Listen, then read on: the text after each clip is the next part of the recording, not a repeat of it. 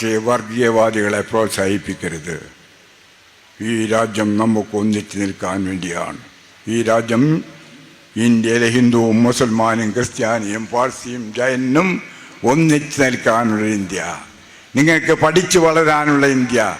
നിങ്ങൾക്ക് ഈ രാജ്യത്തെ ഒട്ടേറെ കോളേജുകൾ, ഒട്ടേറെ യൂണിവേഴ്സിറ്റികൾ സംഭാവന ചെയ്ത ആരാന്നറിയാമോ? ഇന്ത്യയിൽ സ്വാതന്ത്ര്യം കിട്ടുമ്പോൾ ഒരു വസ്തുമില്ല, ഒരു സ്കൂൾ പോലും ഇല്ലാത്തൊരു ഇന്ത്യ. നെഹ്റുവിൻ്റെ ആഗ്രഹമായിരുന്നു മക്കയിൽ നിന്നും ഇന്ത്യയിൽ വന്ന് താമസിക്കുന്ന കോൺഗ്രസിൻ്റെ 30 വർഷക്കാലം കോൺഗ്രസിൻ്റെ പ്രസിഡൻ്റായിട്ടുള്ള മൗലാന അബ്ദുൽ കലാം ആസാദ്. ആ മൗലാന അബ്ദുൽ കലാം ആസാദാണ് ഇന്ത്യയിലെ ആദ്യത്തെ വിദ്യാഭ്യാസ മന്ത്രി. പഠിക്കണം കുട്ടികൾ.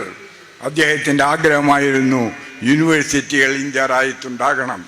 ഖുർആൻ 26 പ്രാവശ്യം എഴുതിയ, കാണാപ്പാഠം പഠിച്ച, വിവിധ ഭാഷകളിൽ പഠിച്ച് സംസാരിക്കുന്ന ഇന്ത്യയുടെ ആദ്യത്തെ മുഖ്യമന്ത്രിയാണ് മൗലാന അബ്ദുൽ കലാം ആസാദ്.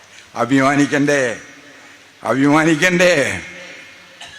അതുകൊണ്ട് എൻ്റെ പ്രസംഗം കേൾക്കുന്ന കൊച്ചുകുട്ടികൾ, നിങ്ങൾ പഠിച്ച് നന്നാവണം. ഈ വർഗീയ ശക്തികളോട് എൻ്റെ ചോദ്യം, ആർക്കും ഒന്നും തോന്നരുത്, എൻ്റെ മനസ്സിലെ ചോദ്യമാണ്. ഞാൻ ജനിക്കുന്നതും വളരുന്നതും എൻ്റെ ചെറിയ മക്കയിലാണ്. ചെറിയ മക്ക എന്ന് പറഞ്ഞാൽ അറിയോ ഏതാന്ന്? പൊന്നാനി. പൊന്നാനിയാണ് ചെറിയ മക്ക. പ്രിയപ്പെട്ട ഫാദർ ഇവിടെ സംസാരിക്കുമ്പോൾ ഞാൻ അദ്ദേഹത്തെ ഇങ്ങനെ നോക്കുകയാണ്. നിങ്ങളെ സ്വീകരിച്ചത് ഹിന്ദു മതമാണ്, നിങ്ങളെ സ്വീകരിച്ചത് മുസ്ലിം മതമാണ്. നിങ്ങളെ ആദ്യമായി ക്രിസ്ത്യൻസിനെ സ്വീകരിച്ച എവിടെയാ? ചാവക്കാട് അടുത്തുള്ള പാലയൂരിൽ. തെറ്റാണോ? മുസ്ലിം മതത്തെ സ്വീകരിച്ച എവിടെയാ? എത്രയോ വർഷങ്ങൾക്ക് മുമ്പ് ചേരമാൻ പെരുമാൾ. അപ്പം ചരിത്രം ആദ്യം പഠിക്കണം. ചരിത്രം, ഹിസ്റ്ററി. എൻ്റെ സബ്ജക്റ്റ് മഹാരാജാസ് കോളേജിൽ ഹിസ്റ്ററിയും പൊളിറ്റിക്സും എക്കണോമിക്സുമായിരുന്നു.